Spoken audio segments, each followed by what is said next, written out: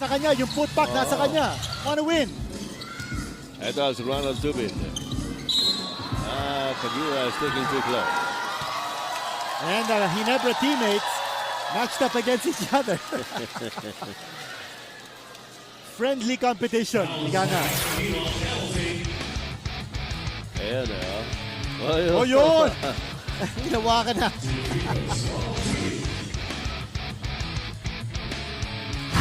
And Alexander almost got that offensive board. Ako ng bola. Crisano. Roger Yap. It's a jump ball. You know, Alex Crisano before. Alam mo, ito nga, no, si Alex Crisano before he donned the Ginebra jersey, he was actually practicing with Pure Foods for a couple of weeks. Could have helped itong Pure Foods Yun team. na nga, Kasi sa pero mga problema nga nila, yung mga big man. hindi pa naayos yung mga papeles. Along with the balloons, punan mo yung traffic ng Makati.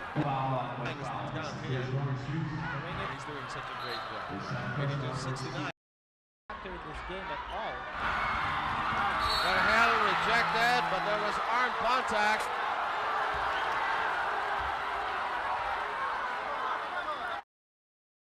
Open si Aceitono. Aceitono finishing with a foul from JV Gayoso. It's a 5-point lead and possibly more. He gets his own miss. Second servings, wala pa rin. At yung bola, ito na naman si Mac Macardona at Sunday Salvacion. Sabi ni Mac Macardona, hindi. Ay, kilala ko to, kilala.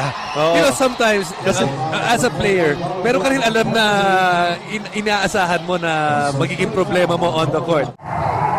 65-48, 17-point lead by Red Bull Barako Jimwell Torion. Hemmed in by Carriazo and the Barrientos. Soothed in by Carriazo and the Barrientos. Soothed.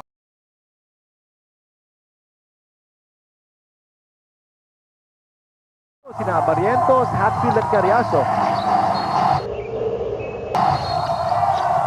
At may foul pa dito si Will Antonio. Shooting na naman ng Red Bull.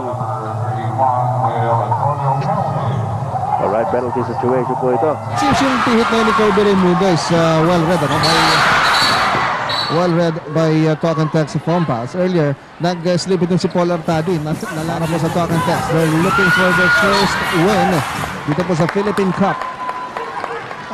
The spark on the move, the spark on the run, and he is tackled by Pablo. And he will go to the line.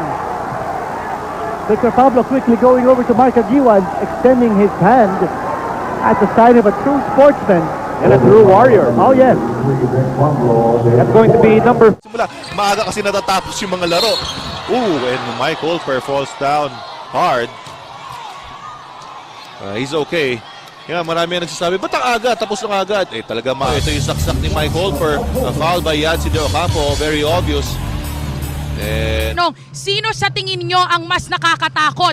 Ikaw ba bilang Kraken o ikaw bilang The Beast? Para sa akin, it's not about me and Calvin naman eh. It's about Team Petron and Team Alaska. So,